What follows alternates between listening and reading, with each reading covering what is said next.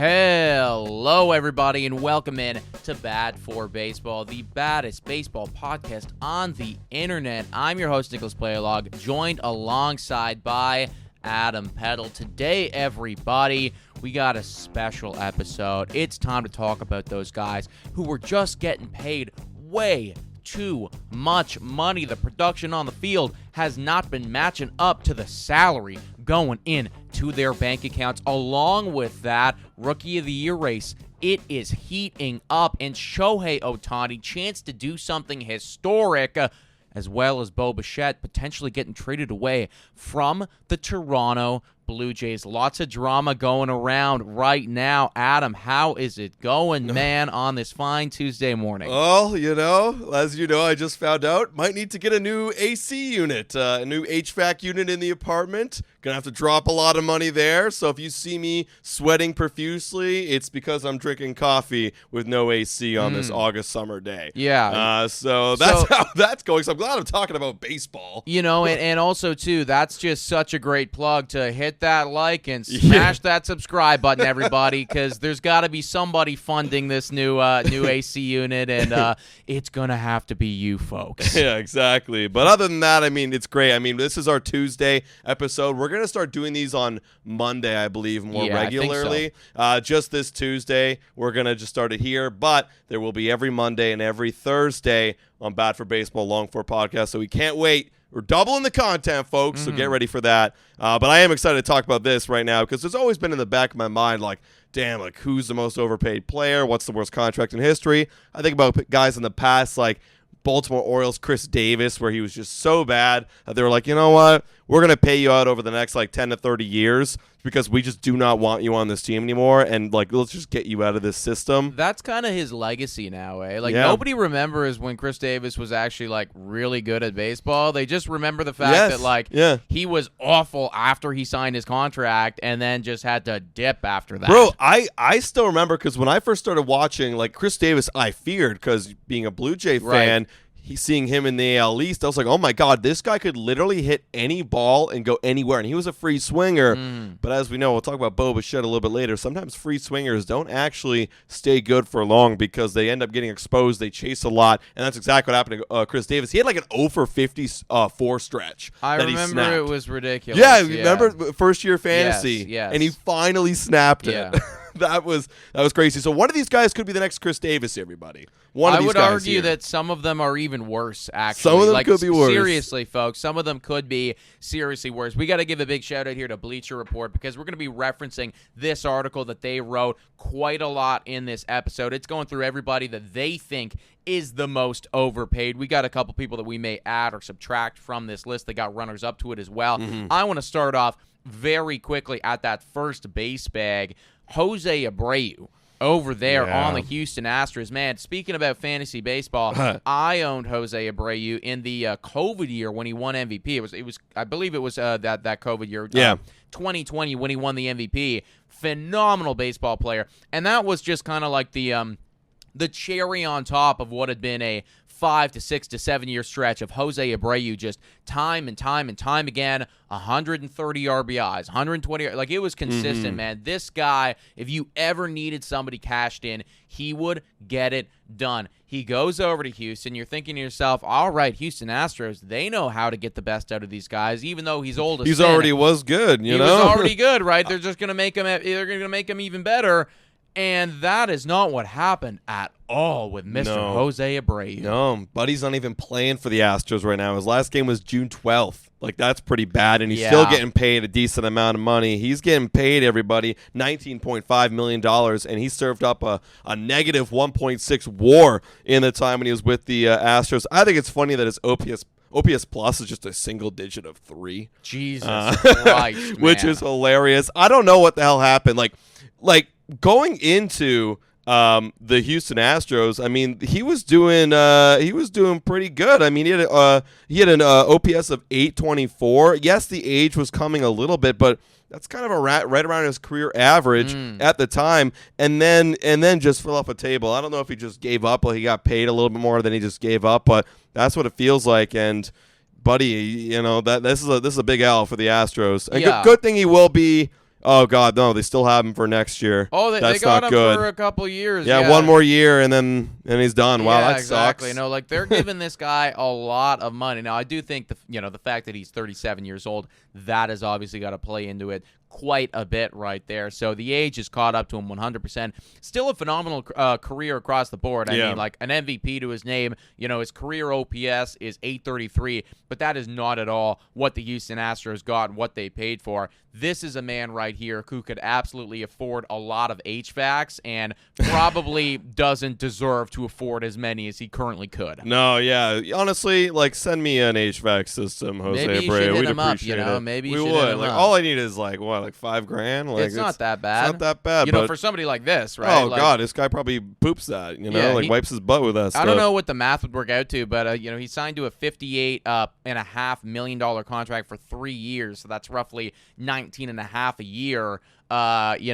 He probably makes like $5,000 in, what, an hour? I don't know. God, Again, I I'm don't not know. sure what the Yeah, math who knows? works out to, but it is going to be something ridiculous. You can sacrifice a little bit, Mr. Abreu. You can. I did want to move on to this guy right here. Actually, I want to move on to a team. I noticed one thing on this list that was pretty common, and Yankee fans, you're going to plug your ears. You're all over this list because you guys continue to pay guys a lot. You got Gleyber Torres leading the second base bag on this Bleacher Report for most overpaid player. He's got a 0 WAR according to Baseball Reference, $14.2 million. You got DJ LeMahieu, an honorable mention at third base, $15 million, negative 1.4 WAR, and then I believe you've got Mr. Giancarlo Stanton with a 0.5 WAR at $32 million. Granted, he was hurt this year and he was looking pretty good, but $32 million for 0.5 WAR is not what you want. But I want to give that whole collection of a shout out. I mean, that's what the Yankees do, and they're okay if they're overpaying guys to not perform well. I mean, I'm looking at their entire contract and payroll right now, and it's just going to happen, right? It's going to happen when you consistently sign these guys to these long-term deals. Like, you look at Stanton, for instance. He was signed when he was 25 years old for $325 million. And exactly, right? And, for a time, it looked very good. Yep. Now, obviously, you're getting the other side of the coin, and it's probably happening a bit earlier than you would have hoped, for Stanton. But how old is he right now? Is he 33, that's 34? a great question, actually. Let me look this up. Yeah, you take a look at that real quick. But he's definitely getting up there in age. For sure, he's going to be a free agent in 2029, so you have a lot more years left. And you got to imagine at some point, not right now, because he is arguably the best player in baseball, but at some point, that is going to happen with an Aaron Judge, right? When you sign these guys to these contracts like this, it is bound to fall off eventually. I don't think Aaron Judge is going to be hitting 50-plus home runs when he's, 40 or whatever his contract goes to. And similarly, we're kind of, I don't know if you can say that you're seeing it right now. I know that he's having a bad year and he's injured, but Garrett Cole, you're going to have bad years. He was injured, for a long period of time. I know he's an honorable mention. He's on this list. For the starting pitchers, just because he is getting paid, $36-odd million, and the production just has not been there for somebody who's getting paid that much. So when you get all of these contracts added up, it is bound to happen, and the New York Yankees are kind of feeling the negative effects of that right now. Yeah, looking at Cole too. I mean, again, injury, and I think he should be fine bouncing back, but he will be 34 next year, and he's turning 34 actually very soon, so he'll be 34, 35 next year, and he's got a 4.15 WHIP, 10 games or ERA, WHIP of 1.365. 10 games, again, I feel like Cole will eventually bounce back. And I do think that is getting better, because I remember when I know that the Toronto Blue Jays actually, we were live for a game, I think, where we played him. Oh yeah. And it was significantly worse at that time, and then he's been slowly getting better and better. He's been cooking right now recently. Last 14 games, 2 starts, 0.79. His last start didn't give up a single earned run in 6 innings, so there you go. Last 28, 3.57. I think he'll be fine. Yeah. But it is gonna happen eventually, right? Like when you have these course. guys to this long term of a deal, they are gonna fall off. And the New York Yankees are feeling that. So, I mean, it begs the question: do you do it again with Juan Soto? I think you have to if you're the New York Yankees. But he will be a Stanton at some point in time, right? It's just gonna happen, right? Guys get older, and they are feeling that right now. Moving on to overpaid starting pitchers, you have Max Scherzer and Justin Verlander both on this list. Granted, again, injuries are playing a huge factor here, but they both are getting paid $43.3 million for each of them having a WAR under 1. Right. It feels like this is kind of the end for both of them. I think they're both on 1 years, if I'm not mistaken. I think they're both free agents at the end of this year. Justin Verlander, I'll be honest, man, I don't know what he's still doing here right now. He's legitimately 41 years old. Wow. Dude, you're good. You're married to Kate Upton. You've won the MVP. You've won the Cy Young 3 times. Wow. You know what I mean? You've won a World Series You're going twice. to the Hall. It's dude, go hang out with your supermodel wife with all of your money and just chill. It's fine, Justin. Wow. His baseball reference is It's insane, right? It's nuts. I'm not counting 2005 because that was his rookie year and only played 2 starts, but only 2 years has he ever had an ERA above 4. Yeah, that is crazy. That's a real thing, right? And I get it why you're getting paid $43.3 million for all that. Yes. For that resume. That's why. Exactly. But you're not obviously getting that production at this point. But no, seriously, for Justin Verlander, man, you have done it. You are gonna go down as one of the best pitchers in the last generation at the very least, if not of all time, and you are assuredly going to the Hall of Fame. So it's okay, man. Go, relax, enjoy all of your money. Chill. Oh, another guy that's already relaxing and enjoying a lot of his money, and he's not even done his career yet. Third base on this list, most overpaid, Anthony Rendon. We've actually talked about him on this podcast already. I'm so happy that you brought that guy up. I would argue, if we were to kind of, and maybe this is going to be a good. So start thinking about this now because we'll answer this in a little bit. I absolutely love when the Barstool Sports guys do the Mount Rushmores of things, or John Boy, Mount Rushmore of overpaid. The most overpaid. So start thinking about it right now. I'm gonna do it. But I would argue that Anthony Rendon is assuredly on that for sure, and then maybe even the most overpaid out of anyone in the entire MLB. Man, this guy is abysmal at baseball. And the second that he signed that contract, you look over here, man. I mean, in 2019, he's with the Washington Nationals and phenomenal at baseball. Has his best year ever, MVP 3, OPS finishes over 1. He's 29, entering free agency. You're thinking, oh, my God, this is somebody that we need on our team to marry next to Mike Trout. You sign him, you pay him just exorbitant sums of money. And in his career with the LA Angels, he's got a .245 batting average, an OPS of 726. And in the last, several years, man, it has just continued to fall off the table. 5 and also years too with the Angels. Damn, well, here's dude. The thing. You don't realize it's been that long because even that slash line, the slash line's not very good, but he's only played in 242 games. It's not in even those 2 5 seasons. years. Yeah, looking at this right now, this year it's 42 games. Last year it was 43 games. Oh, God. The year before that, 47. The year before that, 58. Right. We don't play anymore. You don't play baseball anymore, Anthony Rendon. We saw him in the series against the Jays, and I don't know. I didn't notice him. No. I didn't notice him. I don't remember that. So I literally don't remember that. Where does he bat in the lineup? Can someone tell me? I don't even want to look it up. I don't care that much, but I'm just curious. It's not good, whatever it is, It's poor. Yeah, honestly, I thought about my Mount Rushmore of overpaid players. I've got it right here if you're ready for it. Yeah. Please go ahead. Okay. The Mount Rushmore of overpaid players in MLB. What do you got for me? I've got Anthony Rendon. He might be leading the charge right there. Yeah, absolutely. I think so. For those reasons. Javier Baez. That's a conversation we got to have. Yeah. He is absolutely on that list. $25 million per year. Ass. Yes. Then I'm going to put Stanton. I am going to put Stanton because you've got, 32, 36 million Let me take a look. It was $32 million a year for Stanton. He gets injury so prone, much. and he's been bad. And you got him for what? Yeah. 5 more years of that money? Ridiculous. Last but not least, and here's why he's on the list, because nobody remembers him. Trevor Story, $25 million a year. Do you even know if he's on the Red Sox right now? When was the last time you saw Trevor Story play baseball? Yeah. You know, it at first when I was like, wait, like I don't know if he could be on the Mount Rushmore. No, he literally has played 31 at bats this year, .1 WAR. He's not on the field. He's not on the field, and he's a free agent until 2028. That's too much. Okay, so that is like really, really bad, man. I might have somebody that can beat that one out though, because I was with you. I was riding with you right up until Trevor. No, okay. I now know. This guy needs to be on the Mount Rushmore. It is Steven Strasburg. It is Steven Strasburg. Did they pay him out yet though?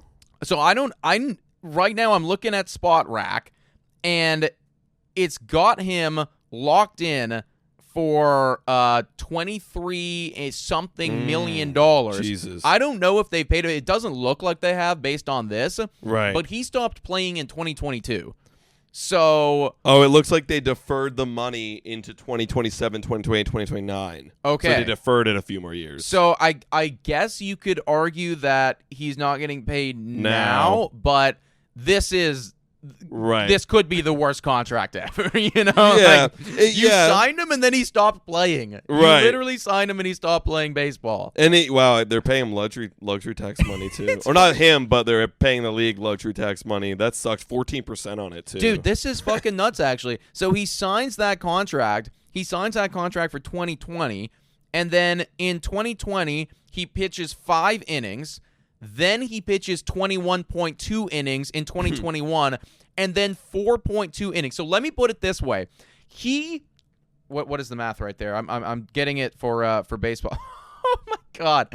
Okay, so you signed Steven Strasburg to a 7-year, $245 million contract. 7-year, Wow. $245 million contract, and in return, he gave you a 6.89 ERA over 31.1 innings. That's it. That's pretty bad. Actually, you know what? I might have to add another one on this. I might have to take off Story. I'm putting Patrick Corbin. That's another one I was thinking of right there, here's man. the thing. At least Strasburg isn't hurting the team. Patrick Corbin has had a negative WAR for many, many seasons. I gotta look this up. He's been a awful. negative WAR this year. He's been one of the worst players in a long time. You're paying him. What is it here? $35 million a year. Is it that much? That's what it says according to Baseball or Bleacher Report. $35 million this year. I gotta find his WAR here. Yeah. So negative WAR this year, 0.4 WAR last year, negative 2.3 the year before, negative 1.2 the year before that, and then 1.7 in 2020. But that's when he was actually kind of okay. So yeah, there you go. He's had negative WAR impact. So I'm gonna take off one. I'm gonna take off Story. I'm gonna put Corbin Burns. I'll take off Stanton. Let's put Strasburg. The 2 Washington guys. I'm literally thinking the same thing, dude. And then Rendon was a Washington guy who gets signed in L.A. And then who's the other one? Who's the other one I brought Bias. up? Bias. Oh, yeah. No, that's a solid one right there. No, I think that is honestly a very solid Mount Rushmore right there, man. Like, I whatever happened to Patrick Corbin and Steven Strasburg, that needs to be studied because that cannot happen again. Like, you legitimately lost out on close to $400 million in those 2 guys. Insane. And they did nothing. One of them died, and the other one just, like, ruined your team. It's like the Minnesota Wild when they signed, I'm forgetting they're blanking on their names. I know, what I'm talking I know about? what you're the talking 2 guys, about, and I also forget. Money. Yeah. And they had them, and I think they still have them. They probably are still playing for right, them, yes. Right. And then they, that sunk their whole franchise. It's impossible, right? When you're literally paying out $400 million to a player who doesn't play for you anymore, and then a guy who regularly every 5 days loses you a baseball game, it's like, how are you supposed to build a franchise around that? That's gonna ruin you. I mean, right now, Blue Jay fans, we're looking at Vlad, and you got to make sure it's a sure thing, before you ever sign a guy, dude. You know what I mean? Like the more that you look at this stuff, because you look at these names, right? And, it's like a Garrett Cole, and I see Jacob deGrom on here, and Steven Strasburg, all these guys. These were, at one point, the tippity tops, the height of the talent. And it's like, at some point, everyone gets here. Like, I almost don't want to ever sign somebody to a deal like this, Right, and I brought this up before, but it's like, you're paying these guys for what they did in the past. Right. Like, you want them to keep going, but they have no incentive to keep going because they're getting paid they're getting paid for what they already did, and now they can do. And if they fall off, it's like, well, whatever. I'm still getting paid. Yeah, it doesn't matter. So that's kind of the weird system of baseball where you got to do it the Baltimore Orioles way, and you got to pay the guys to do it now cheaper. Like the young kids who are elite. Yes, pay them nothing, and then get rid of them. Well, it's also, it is really shitty for the players too, because, it is. For somebody like a Guerrero, for instance, you bring him up, right? When he had his close to MVP year, he was getting paid next to nothing because I don't think he was even in arbitration at that point, or that would have been his first year. It would have been his first? It was, no. Yeah, I don't even think he was. 2021. Yeah, he then hit ARB the following year. Yeah, so it's like he was literally getting paid next to nothing, and he was right up there leading MLB in WAR, Yeah. So it is ridiculous that you can put up that amount of production and just not get paid for it at all. And then, God forbid, right, if he would have got injured the next following year or, completely fell off the table, it's like, you're not getting paid anything anymore, right? So it's just like it's super, super shitty. I'm trying to think of an example right now, though. Maybe you can. Mm-hmm. Can you think of a contract or a deal that was, I don't know, minimum 8 years long that has been good the entire time? It's like you look at it and you're like, yes, that is everything and more that we would have wanted, right? It's like I feel like at some point everyone falls off. I'm thinking, well, it's not over yet, but I'm thinking about Manny Machado. Right. That was a good solid signing by the Padres. Okay. It's still going.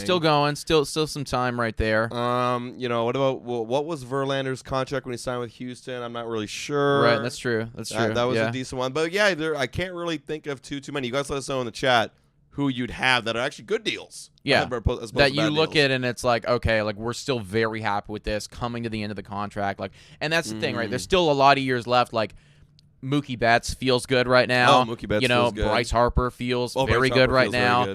So both of those guys, you're like, yes, we're still very happy with that. However, there is obviously lots of time to go there, so you never know when it's going to fall off. But I just feel like there's so much risk involved with locking somebody down to a $250+ million deal, and most times it kind of doesn't work out. Well, especially when they're older. I'm looking at Patrick Corbin, who's 35 right now, so he signed in his 30s, right? We're Blue Jay fans. We know what George Springer is doing, not a whole lot, and you signed him at 31 years old. Yeah. And then Steven Strasburg, similarly, 36. It's like you can't sign those guys the ones I actually really like are the ones who get signed when they're in their mid-20s to upper 20s. 100%, right? You think about Ronald Acuna Jr. right now, and even though he is injured, right, he's literally out for the season.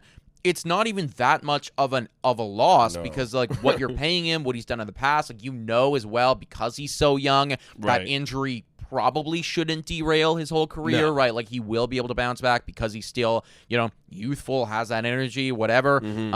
So it is those contracts that inevitably work out the best, but I also think that the book is out on that, right? Atlanta did it so well for so long, getting all these guys locked up to just ridiculously cheap deals, and now, if I was a young player like that, I ain't signing shit. Of course not. Actually, I'll bring up one guy, Ozzy Albies. Oh, that's ridiculous. 7-year deal, not an 8-year deal, but 7-year deal. This year, he only has a 717 OPS, but it doesn't even matter because you're paying him, $5 million? Yeah. It doesn't matter. Right?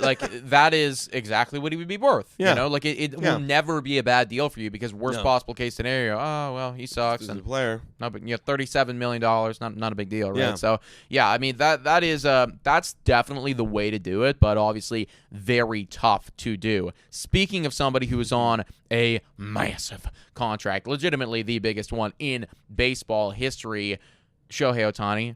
We don't know if it's going to be worth it or not when it's all said and done because $700 million is a lot. But right now, for what he is doing on the field, considering he could be the quickest player ever to reach the 40 home run, 40 stolen base mark in a season, I think they are liking that contract. Yeah, well, I'd love it if I'm paying him $2 million this year. Yeah, especially that. We're talking about deferred payments.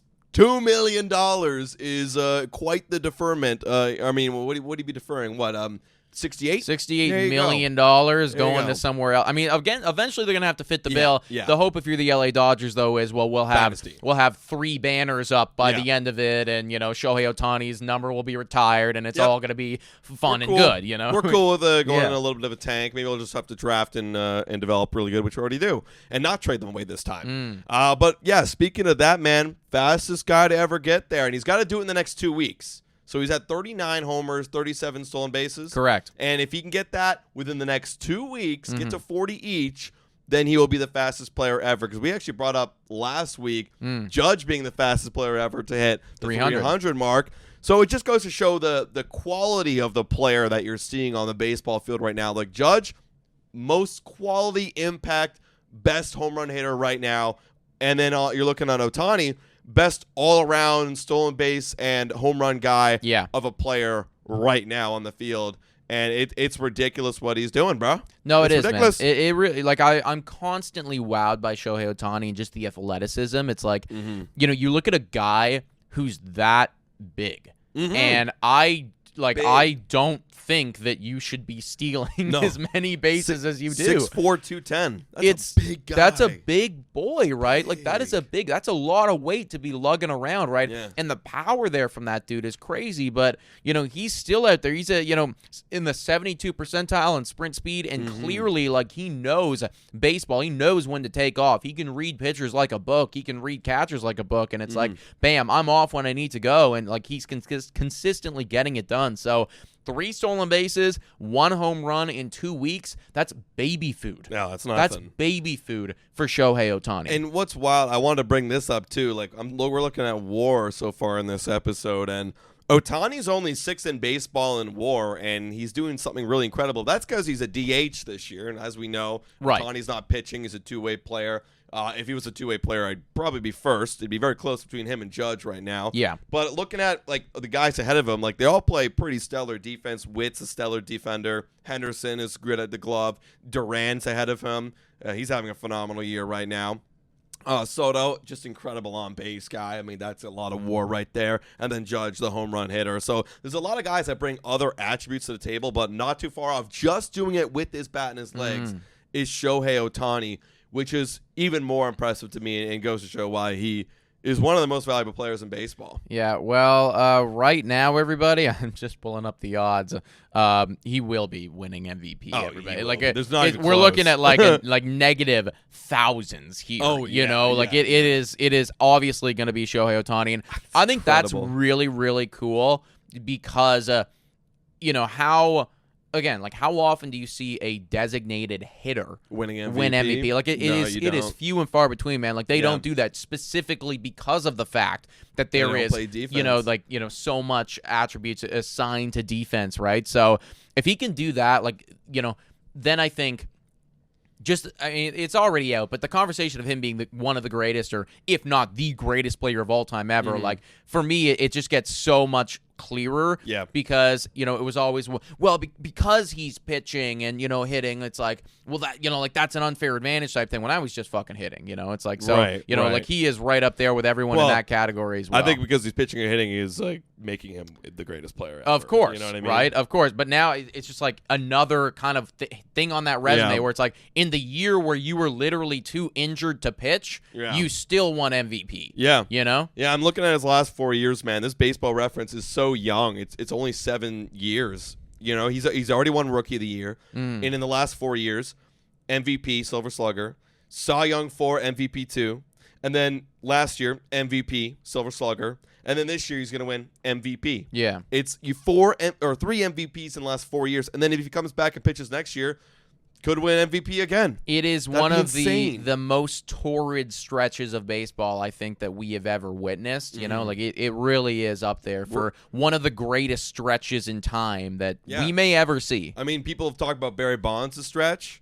This is another level of stretch. That's based on how good how compact the value you're getting from Ohtani is. Yeah, exactly. Right. Obviously, Barry Bonds, I think you can make an argument better just overall hitter. But when you're talking about throwing 160 innings of quality pitching right there, like that is tough to beat, folks. Oh, yeah. Obviously, Shohei Ohtani is that guy. Wow, yeah, I'm looking at Bonds, too. He had a 4-year stretch of 3 MVPs and a lot of runner-up votes. And then back in the Royd era when he was going crazy in 2001 to 2004, 4 straight MVPs. So it is tough to beat. That's a lot of MVPs, actually. Yeah, I'll 7 give him MVPs. That is quite a lot of most valuable players there from Barry Bonds, But, for somebody who is not in the Hall of Fame. I know, right? Royd's, that's all it is. But Ohtani's got a chance, 30 years old. If he can win, 4 more of the next 5 years of MVPs, you got a great argument right there. Yo, I wonder how, again, I always wonder this, man, because I never know the impact that roids or PEDs or anything like that has on a player. But, I wonder how good Shohei Ohtani would be if he started taking PEDs. Would that bring him up to the Barry Bonds level of production? Maybe. I don't know. It's I know impossible you to mentioned say. it. I think you mentioned this on one of the first or second episodes. We got to do a test to see who. Yeah, how much do roids actually impact you? Well, because that's the only way that you'd really know. And then you could put Bonds in the Hall of Fame. Yeah, it's you know that it's okay. Well, it actually only gave this guy 3 extra home runs. Oh, yeah, all right. Okay, well, Bonds and McGuire and Sammy Sosa and all you're in now. It's fine. Yeah. Or it's wow, Isaiah Kiner-Falefa is now a 45 home run hitter. Holy shit. Never mind. Yeah, exactly. But but Ohtani doesn't even need roids. He's just that darn talented. He's just that damn good, everybody. Let's talk about some young kids who are really damn good at baseball. Hopefully not doing roids. Making the right choices right here.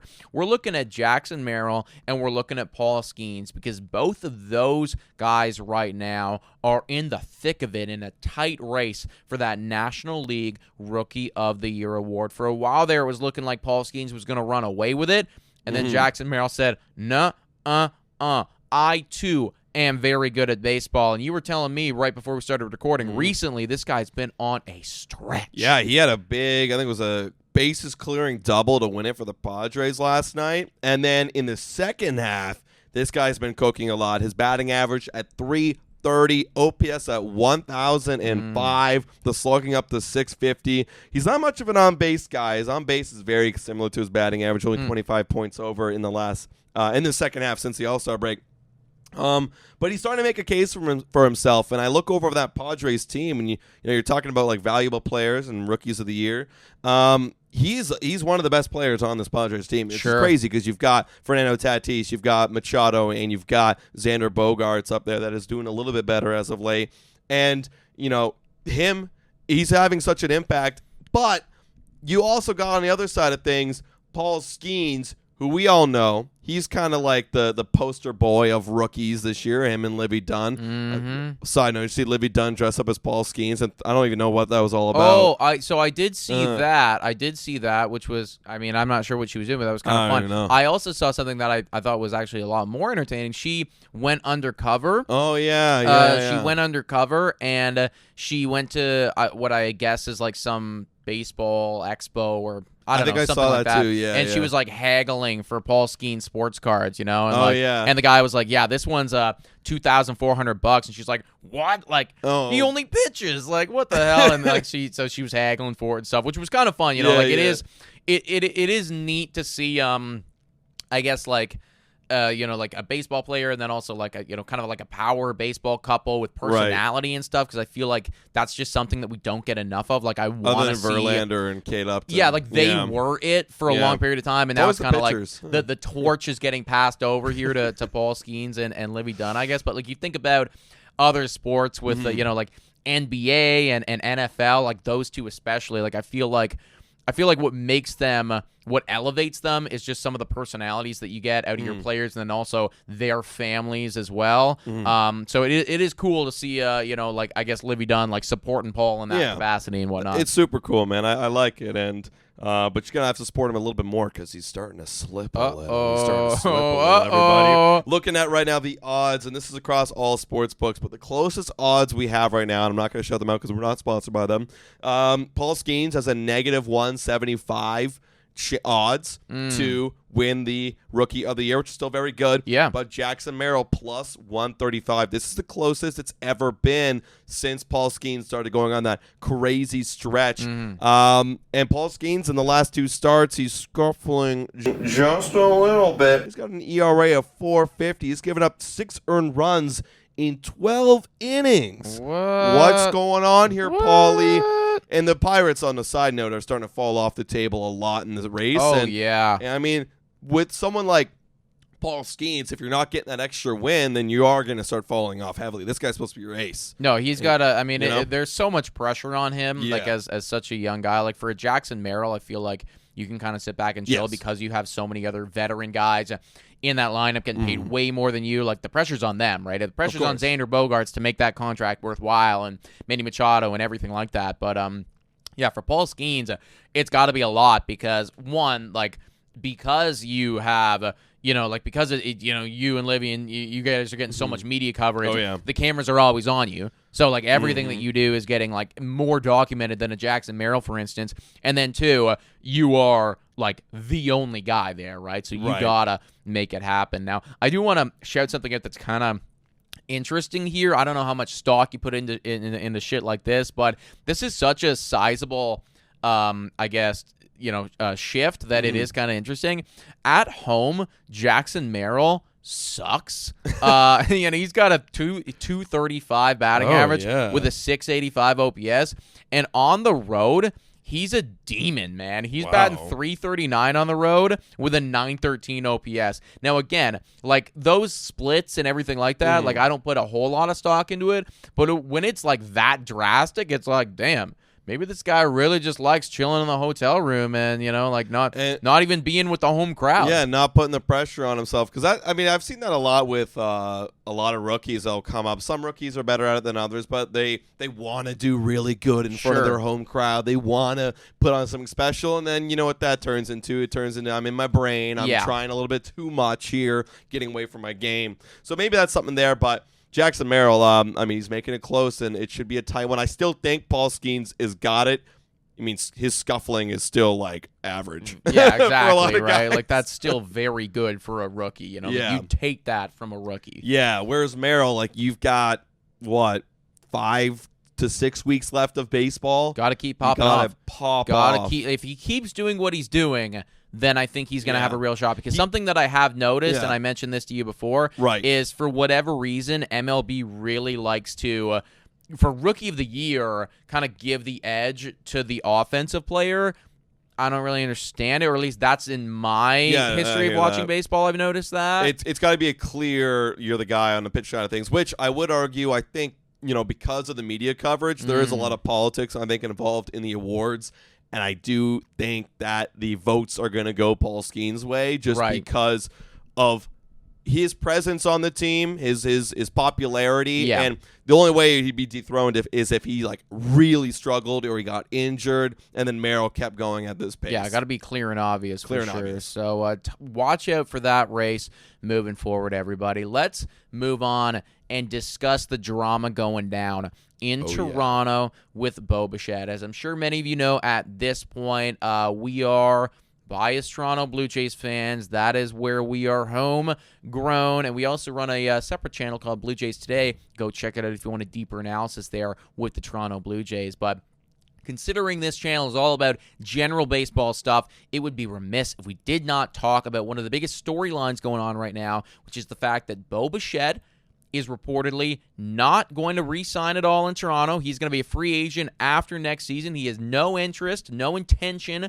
of re-signing with the Toronto Blue Jays. And on top of that, the Toronto Blue Jays, they are going to be exploring some trades for him this off season. That is a big name, potentially moving to some other squad. He's on the market. Thoughts on the Bo Bichette drama? I mean, a lot of people in the comments kind of made me see it this way. I wouldn't want to be on the Toronto Blue Jays either if I'm Bo Bichette. Of course. You know what I mean? And especially when you look over at who's the guy that's the face of the team. It's Vladimir Guerrero Jr., and I'm second to him, right? And it's like, not saying that Bo has an ego or anything, but if he does, though. I'll say that he does. I know he does. He probably does in some capacity. The way he handles himself, if you're not too familiar, he's very to himself and not really expressive, and maybe he has a bit of an ego in that regards. But to the point being is, yeah, you know, I'm not having success here this year. My contract's coming up at the end of next year.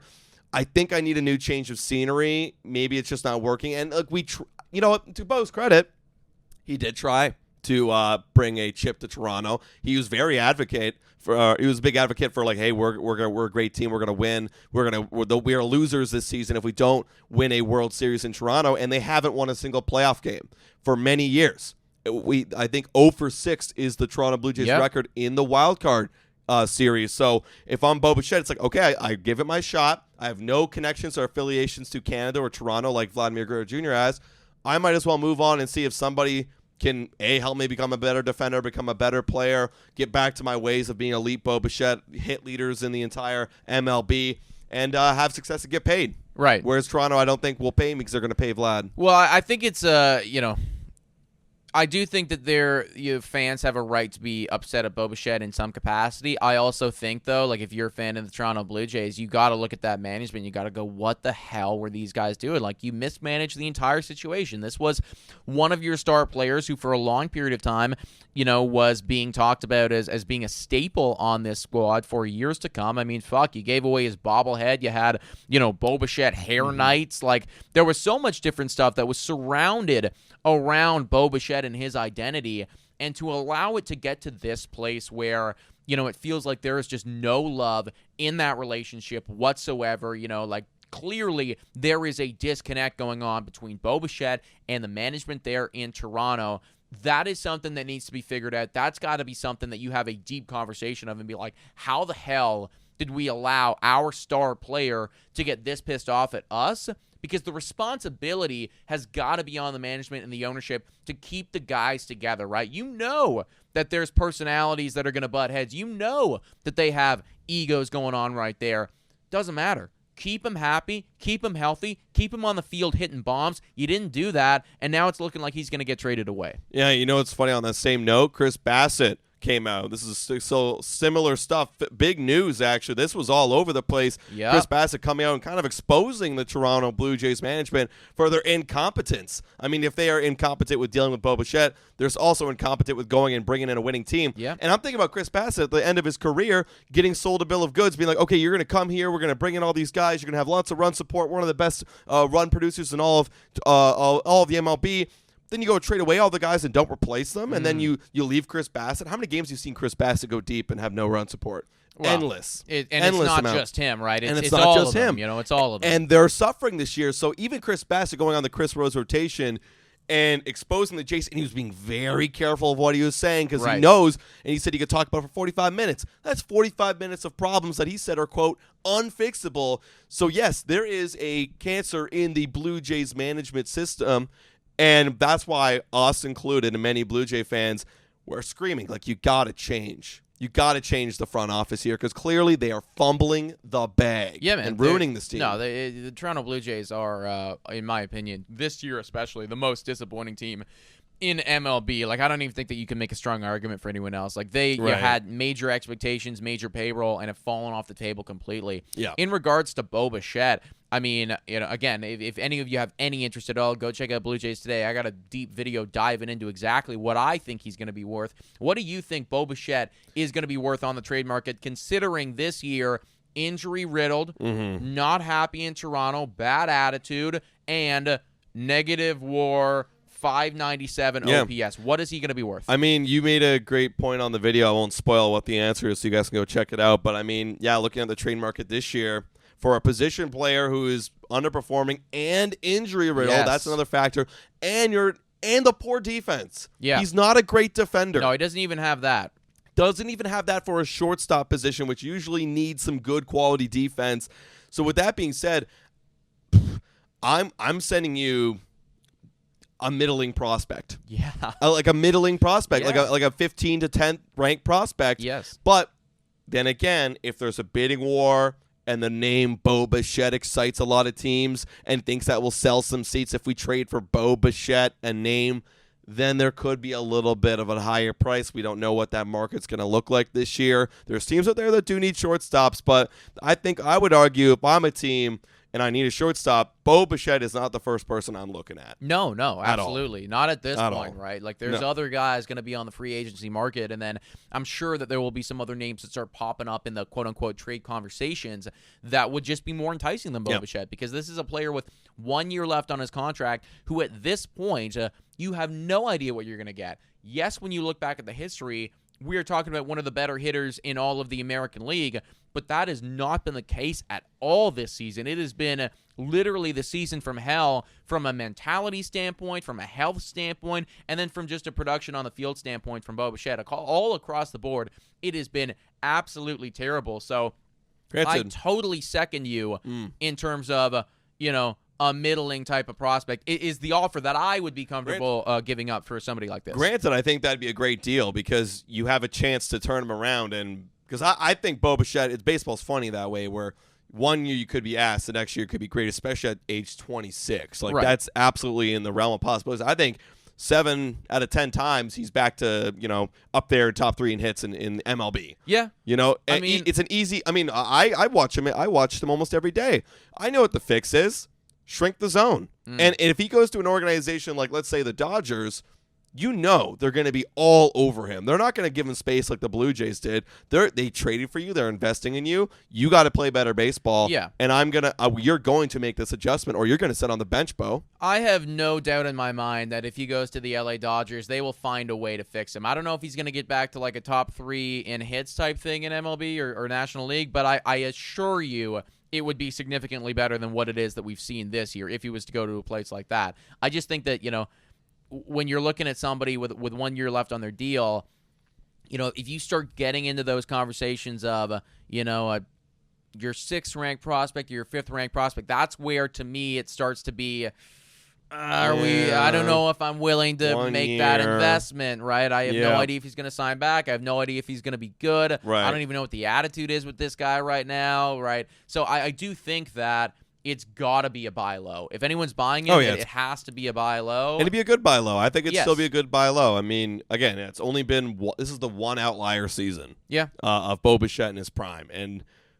you brought up a lot of great points. Could be the team, could be his attitude, could be not wanting to be here. So if he goes and changes scenery, good things could happen. No, I agree. I do agree with you there. All right, we got a couple more minutes here to fill up just a bit more time here on this show. I wanted to bring up one thing I thought was very interesting. I made a little post on this on Twitter and Instagram, but Jorge Soler is starting to pop off for the Atlanta Braves, and I think that's just so hilarious that back in 2021, I believe it was, when they won the World Series, you traded for a Jorge Soler. He wins you the MVP that year. And this year, they have no Ronald Acuna Jr., same thing. And they don't have Austin Riley. He's out for 6 to 8 weeks with a fractured hand. Yeah. That's really tough. But instead, you've got Jorge Soler filling in the gap. In the last 15 days, he has an OPS of 1.343. He hit 4 homers in the Rockies series. I mean, popping off. He clearly likes it there in Atlanta, and guys, just sign him. Why aren't you signing him already? Whenever it's time. I don't even know what his contract would be after this or anything like that. But he's a $20 million guy. Something like that. He's there now. He's doing really good. And clearly that is the city that he belongs. I don't know if I'm buying in on the Atlanta Braves magic this year. I probably said the exact same thing in that season that they won it. You probably did. And I think I would have been the same thing too. Yeah. I was like, they can't replace Acuna with Soler. Who else they got? Eddie Rosario and Adam Duvall. Yeah. No. And we both would have been wrong. We were wrong. Right? They went on one hell of a run and they did it. I don't know, man. It feels like it's another team's year this season, right? Right. Like there's some other squads out there that I'm looking at, like the Padres, for instance. If you're Right. talking about a Cinderella story from the National League, you know, like I just feel like it's someone else's time. That being said, clearly Jorge Soler has other ideas. Because the worst team in the NL last year to make playoffs with the Diamondbacks, they went on. They didn't win it all, but they went on to the World Series. And, yeah, I'm looking at the NL wildcard race right now. The Mets are dancing. They're on a bit of a skid right now. But other than that, like, there really isn't any other team that's, like, kind of commanding. Like, San Francisco Giants, they're not really commanding. St. Louis Cardinals are falling the hell off. Cubs, apparently we watched Apple TV the other day, and they were gassing up the Cubs like they've got a chance. Guys, no. We actually just faced the Reds, and they were like, they're fighting for a wild card spot. Yeah. Guys, no. I feel like off. this season's a bit of a weird year in the sense, like, when you're looking at all of them, like, when you're looking at all these teams and everything like that, you have some really shit teams. Like, there are some really bad squads in MLB. But I would argue that there's not, like, at this point anyways, one overpowering legendary superstar caliber squad right now, because there's not a single team right now that has a winning percentage of 60% or better. That's crazy. Actually, typically like there that is kind of the mark of like, all right, you're one of the top squad. Like there's one or two teams that are always up there in that 60 plus range where it's like, okay, they're always winning 6 out of 10. Not a single squad right now. And there's a lot of teams right in around that like low 70 wins mark that you could all kind of see doing it. Right. And that's kind of to my point where it's like, I look at the Braves where it's 532 winning percentage. If they're in a series against the Brewers here, 581 winning percentage. I mean, just roll the dice. Roll that wild card series as many times as possible. It's going to be very close. Yeah. And that's what it comes down to. Whoever's just the hottest at the time, and going into the postseason, and that's what it's going to be. Like, because it's so tight, there's no overpowering team. Whoever's the hottest is going to win. Guess who's the hottest team in baseball right now? Houston Astros. I know. They are. I know. 9-1 in their last 10. I know they are. They're really good, man. Like, they just continue to get it done time and time again. It just goes to show, man, good management, good coaching is going to continue to prevail, right? Like, Absolutely. I think they're obviously going to be there. I do think that the LA Dodgers are going to they're going to find a way to make it real nice and interesting and at least get to the NLCS, in my opinion. After that, though, it's like, I just don't know. Like, I'm still very much in on the Philadelphia Phillies, but they've been going through a little bit of we don't know what's happening there. Yeah, cooling down a little bit. We got to start heating up, though, again, boys, because we are getting to that time where to get the wheels churning here. Yeah, I mean, there's a lot of guys down the stretch I was looking at. I brought up the Royals a lot in this series. They're on a bender right now, and they're very close to dethroning the Cleveland Guardians. They're only, I think it's 2.5 games. Yeah, both them and the Twins are 2.5 games back of those Cleveland Guardians. So that Central is really tight. Honestly, like Central, like I was trying to pick like which is the most toughest division. I still think it's the NL West this year with the Diamondbacks, Padres, and Dodgers, but they're right there as number 2. They have 3 teams in the 70 wins. Same with the West, NL West. They're one of the toughest divisions, and we'll see. It's gonna be a fun stretch going down to the end. That is kind of wild, eh? I mean, like, I do think that part of it has got to be like they do play the White Sox more than everybody, and they do play the Tigers more than everybody, and both of those teams are just terrible. Yeah, there's 96 losses there for the White Sox. Yeah, it's like that's a lot of losses that are going to some other squads, so that's certainly going to help. But I mean, whenever any team is at 70 wins at this point, like, hats off. Like, well done, Kansas City. I did not expect you guys to be at this caliber of play right now. Yeah, we were talking about most disappointing teams, the Toronto Blue Jays. You could argue like Kansas City is probably the most impressive team or surprising team. Sure. Because I wasn't expecting them to be in a playoff race this year. Yeah. Maybe I was doubting them, but I wasn't. And the rest of these guys you could all argue are in playoff spots. I was expecting you to be competitive. Yeah.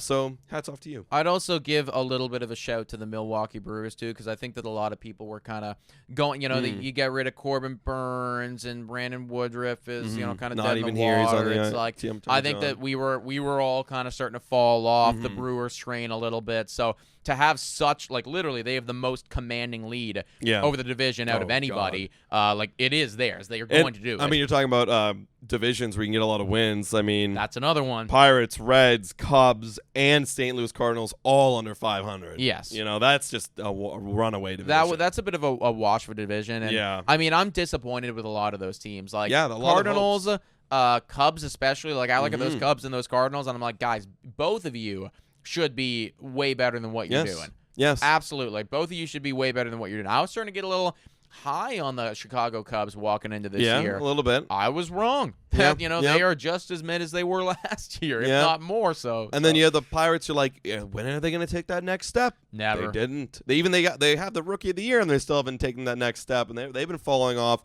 And then you had those Reds, and it was like the same question, when are these guys going to click? They don't. They don't have it, so it's going to take a lot more superstars, as Chris Bassett puts it. Yes. For those guys to 100%. Folks, thank you so much for tuning in to this Tuesday special episode of Bad for Baseball. We're going to be back again in legitimately 48 hours time, everybody, on Thursday, and then back again on Monday. This is the new schedule. We're going to be rolling with it until proven otherwise. So if you haven't already done so, hit the like button, smash the subscribe button, let us know your thoughts in the comments down below. Then also, too, do you have any cool segment ideas that we can try, anything that we can integrate into the show? We're still new in the process, and we want to hear your thoughts. Guys, see you next time. Cheers.